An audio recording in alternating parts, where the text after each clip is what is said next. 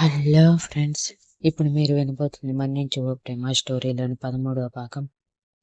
వర్షిత్ అనే రిషి కళ్ళు పెద్దవి చేసి తన కొడుకు వైపు వసుధర వైపు అయోమయంగా చూసి, నా పేరు కూడా కలిసేలా మన కొడుకుకి పెట్టావా వసు? నేనంటే నీకంత ఇష్టమా అని పూడుకుపోయిన గొంతుతో అడిగాడు. అంతలేదు, నువ్వంటే నాకు అసహ్యం.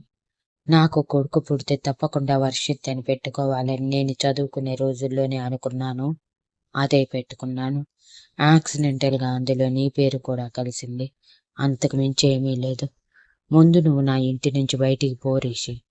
నిన్ను చూస్తుంటే నాకు బీపీ పెరిగిపోతుంది. గెట్ అవుట్ అని గట్టిగా అరిచింది.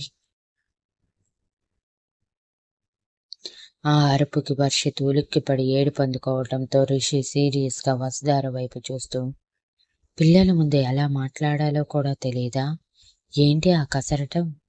ఏడవకు కన్నా, ఏడవకు, నేనున్నా కదా అని వర్షిత్ని తన ఒడిలో కూర్చోబెట్టుకుని, ఈ డాడీ పెడితే తింటావా అని లాలనగా అడిగాడు. తండ్రి ప్రేమకు మొహం వాచిపోయిన వర్షిత్ తింటాను అని ఏడుపులోనే తల నిలువుగా ఊపాడు, కళ్ళల్లో మెరుపులతో. రిషికి ఆ టైంలో వర్షిత్ ముద్దుగా అనిపించి అతని బుగ్గల మీద కందిపోయేలా మరోసారి ముద్దులు పెట్టి, ఆ పట్టుకన్నా అంటూ ఏడుపు వస్తుంటే బలవంతంగా ఆపుకుంటూ వర్షిత్కి టిఫిన్ తినిపిస్తూ ఉంటే వసుధార అసహనంగా, రిషి ప్లీజ్, నువ్విలా చేయకు, నాకు నచ్చటం లేదు. వాడు నా కొడుకు మాత్రమే. వాడి మీద నీకు ఏ హక్కు లేదు. ఎందుకు మా లైఫ్లోకి బలవంతంగా రావాలి అనుకుంటున్నావు? నేను ఆల్రెడీ నీకు చెప్పే వచ్చాను, మన చాప్టర్ క్లోజ్ అయిపోయింది అని అరుస్తూ ఉంటే ధర్మేంద్ర గారు వసుధారని ఆగమని చెప్పారు. రిషి వసుధార మాటలు పట్టించుకోకుండా తన కొడుకుకి కడుపు నిండా టిఫిన్ పెడుతూ తన కొడుకుని కల్లారా చూసుకుంటూ సంతోషిస్తూ ఉన్నాడు. టిఫిన్ కంప్లీట్ చేశాక రిషి వర్షిత్ మూతి తుడిచి, దాకన్నా మనం ఆడుకుందాం. మీ మమ్మీ మాటలు అస్సలు పట్టించుకోకు. నువ్వు నేను ఈ రోజు నుంచి ఒక పార్టీ, మమ్మీ మాత్రమే ఒక పార్టీ. ఈ రోజు నుంచి నిన్ను మమ్మీని అస్సలు వదిలిపెట్టను అని వసుధారకి ఇండైరెక్ట్గా తనని వదిలిపెట్టనని చెప్పి వర్షిత్ని తీసుకుని గార్డెన్లోకి వెళ్ళిపోయాడు. రిషి మాటలకు వసుధార కోపంగా తన పిడికిలి బిగించి తన కోపం ఎవరి మీద చూపించాలో ఎక్కడ చూపించాలో అర్థం కాక మొహాన్ని ఎర్రగా మార్చి రిషితో గట్టిగా మాట్లాడి తన నుంచి తన కొడుకు నుంచి దూరంగా పంపించాలని ఫిక్స్ అయి వెళ్తూ ఉంటే ధర్మేంద్ర గారు వసుధార చేతిని పట్టుకుని ఆయన రూమ్లోకి తీసుకువెళ్ళి డోర్ క్లోజ్ చేసి, ఏంటి వసు ఇది?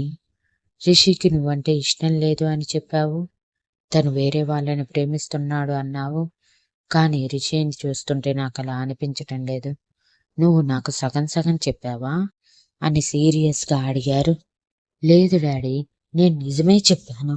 రిషి ప్రేమించిన ఆ వసుమతి రిషి దగ్గరికి వచ్చేసింది.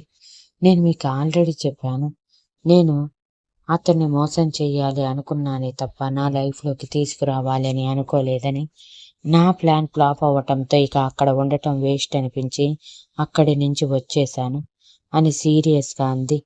కానీ వసు, రిషిని చూస్తుంటే నువ్వు అనుకున్నదంతా రాంగ్ అనిపిస్తుంది. ఒకవేళ తను వేరే అమ్మాయిని ప్రేమించి ఉంటే నీకోసం ఇలా పరిగెత్తుకుంటూ రాడు. తన బిడ్డని ఇంత ప్రేమగా ఆక్కుని చేర్చుకోడు. తండ్రిగా వర్షిత్కి తనని తానే పరిచయం చేసుకోడు. ఎందుకు నీకు ఇది అర్థం కావటం లేదు? మేబీ నువ్వే పొరపడి ఉంటావు. నీ జీవితం నీకు మరో ఛాన్స్ ఇచ్చింది వసు. ఆ ఛాన్స్ చేయి జార్చుకోకు. రిషితో న్యూ లైఫ్ స్టార్ట్ చేయి అని అన్నారు.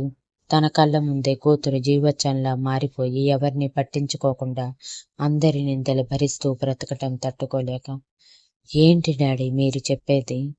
నా స్వార్థం కోసం మరో 2 ఆడపిల్లల జీవితాన్ని నాశనం చేయమని చెప్తున్నారా?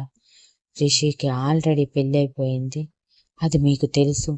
ఇక రిషి ఆ అమ్మాయిని వదిలేశాడు, లేకపోతే ఆ అమ్మాయిని కూడా తన అవసరానికి వాడుకొని ఆ ఇంటి నుంచి బయటికి వచ్చాడు నాకైతే తెలియదు. కానీ ఇప్పుడు అతను ప్రేమించిన అమ్మాయి అతని వెనక అతని కోసం పరిగెత్తుకుంటూ వచ్చింది.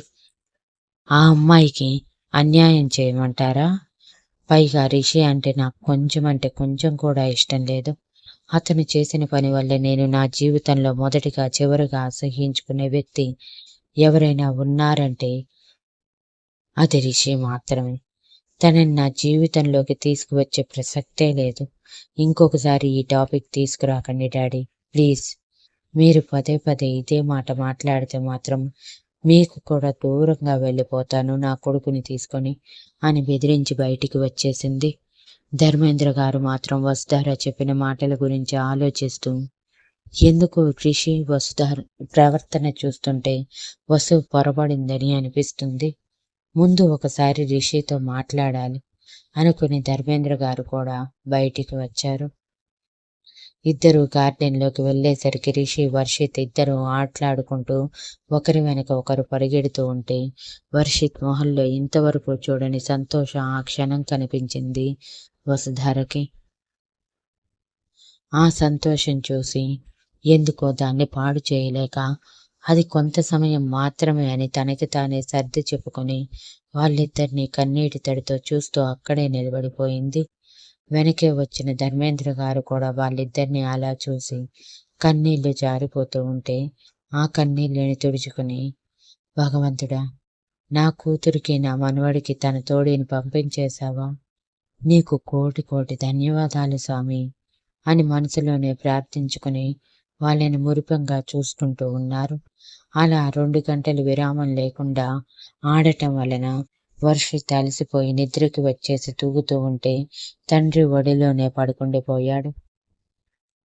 వర్షిత్ని అలా చూసి రిషి ప్రేమగా అతని మొహం మొత్తం ముద్దులు పెడుతూ, ఇన్ని సంవత్సరాలు నిన్ను చాలా మిస్ అయ్యాను కన్నా, ఈ తండ్రిని క్షమించరా, నిన్ను చేరుకోవటానికి ఎంత ఆలస్యం చేసినందుకు. కానీ ఇక నుంచి నిన్ను ఒక్క క్షణం కూడా వదలను కన్నా అని ప్రేమగా వర్షిత్ మొహం మొత్తం తడుముతూ కన్నీరు కారుస్తూ ఉన్నాడు. వర్షిత్ నిద్రపోయాక వసుధార రిషి ఎదురుగా నిలబడి వర్షిత్ని రిషి నుంచి తీసుకుంటూ ఉంటే ఎక్కడ తన కొడుకు దూరం అయిపోతాడు అన్న భయంతో రిషి వర్షిత్ని గట్టిగా పట్టుకున్నాడు.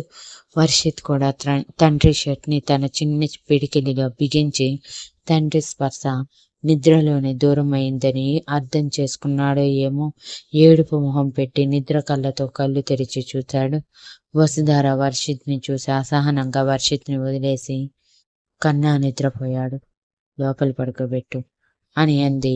వర్షిత్ని అనవసరంగా బాధ పెట్టలేక వసుధార మొహంలో తన పట్ల అసహనం, కోపం, ద్వేషం, అసహ్యం ఇంకా ఏముంటే అవన్నీ చూపిస్తూ ఉంటే రిషి తట్టుకోలేక వసుధారతో మాట్లాడి అన్నీ సెటిల్ చేసుకోవాలని ఫిక్స్ అయ్యి సరే అని తల ఊపి వసుధార తన బెడ్రూమ్ చూపిస్తే రిషి వర్షిత్ని బెడ్ మీద పడుకోబెట్టి వాల్సికి ఉన్న వసుధార, వర్షిత్, ధర్మేంద్ర గారు దిగిన ఫోటోలు, వర్షిత్ సింగిల్ పిక్స్ చిన్నప్పటివి అన్నీ ఒక్కొక్కటి ప్రేమగా తన చేతితో తడుముతూ చూస్తూ ఉన్నాడు. రిషిని అలా చూసి వసుధార కోపంగా, బయటికి పద అంటూ రిషి చేతిని పట్టుకుని బయటికి లాక్కొచ్చి డోర్ క్లోజ్ చేసి, ఇక వెళ్ళిపో రిషి, నువ్వు ఇక్కడ ఉండి నా కొడుకుకి దగ్గర అవ్వటం నాకు ఇష్టం లేదు. 2 గంటల పరిచయానికి వాడి నీకు అలవాటైపోతున్నాడు. చూశావు కదా, నీ నుంచి దూరం జరగటానికి నిద్రలోనే ఎలా ఏడుస్తున్నాడు. నువ్వు శాశ్వతంగా దూరం అయ్యాక వాడు ఇంకా బాధపడతాడు. నన్ను ఎలానో జీవితాంతం బాధపడవని నా జీవితాన్ని కాలరాశావు. కనీసం నా కొడుకునైనా ప్రశాంతంగా బ్రతకనివ్వు, నీకు దండం పెడతాను అని 2 చేతులు జోడించింది. రిషి చేతులు కట్టుకుని వసుధార వైపు కోపంగా చూస్తూ, అయిపోయిందా నువ్వు చెప్పటం? ఇప్పుడు నేను చెప్తాను, నువ్వు విను. నేను నిన్ను నా కొడుకుని వదిలే ప్రసక్తే లేదు. అది నీకు ఇష్టం ఉన్నా లేకపోయినా సరే. మన కొడుకు మీద నీకెంత హక్కు ఉందో నాకు అంతే హక్కు ఉంది అని నువ్వు నా దానివి అని ఇంటెన్స్ లుక్స్తో అన్నాడు. వసుధార కోపంగా రిషి వైపు చూస్తూ వెంటనే పేలవంగా నవ్వి, నేను నీ దాన్ని ఎలా అయ్యాను రిషి? నువ్వేమైనా నన్ను పెళ్లి చేసుకున్నావా, లేదంటే ప్రేమించావా? ఒక్క రాత్రిలో 2 గంటల సంబంధానికి నన్ను నువ్వు కంట్రోల్ చేయాలని ట్రై చేస్తున్నావా? నువ్వు చేసిన పనికి ఇంకా నువ్వు నా కళ్ళ ముందు ఉండటమే ఎక్కువ. మర్యాదగా బయటికి వెళ్ళు రిషి, నేనేదైనా వైల్డ్ డెసిషన్ తీసుకోకముందే అని సీరియస్గా చెప్పింది. ఏంటి వెళ్ళేది? ఆల్రెడీ ఒకసారి చెప్పాను.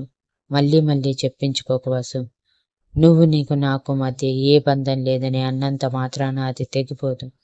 మన బంధానికి నిదర్శనమే వర్షిత్ అని ఆవేశంగా చెప్పి వసుధార చేతిని పట్టుకుని ఆ ఇంట్లో ఉన్న పూజ గది ముందుకు తీసుకువచ్చి, దేవుడు సాక్షిగా చెప్తున్నాను, నా మనసులో, నా జీవితంలో నువ్వు వర్షిత్ తప్ప ఇంకొకరు లేరు, ఇకపై రారు కూడా అని చెప్పి వసుధార దగ్గరికి వస్తున్నప్పుడే తను ఆల్రెడీ డెసిషన్ తీసుకుంటుందని ఆల్రెడీ ఊహించి దారిలో కనిపించిన బంగారు షాప్లో తాళిబొట్టు తీసుకుని దానికి పసుపు తాడు అటాచ్ చేసి ప్యాంట్ పాకెట్లో పెట్టుకొని వచ్చాడు.